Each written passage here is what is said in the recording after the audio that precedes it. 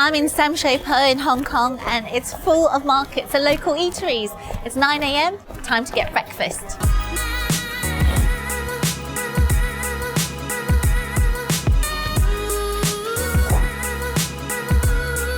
So this is Gong Wu Ban Chong, and they're a traditional Cantonese breakfast place. They've been going for 60 years and they serve all sorts of traditional Cantonese items. But what I'm here for is their special Chong Fan roll, which is a rice noodle rolled, steamed, served with soy sauce and lots of toasted sesame seeds. Food's arrived and this is what I'm here for, their Chong Fan, which is doused in soy sauce, sesame sauce and some sesame seeds.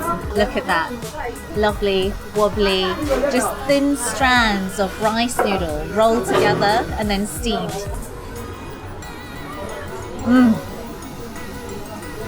That is seriously delicious. Silky, white, beautifully steamed, soft. It's such a simple but delicious breakfast. It just hits the spot. I could eat this any time of the day.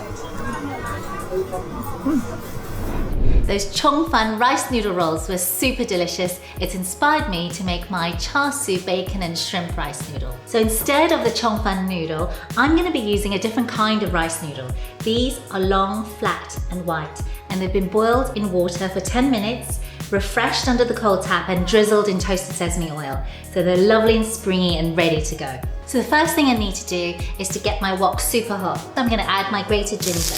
Fry that for a few seconds. Add the smoky bacon lardons. I want to get the lardons really caramelized and smoky.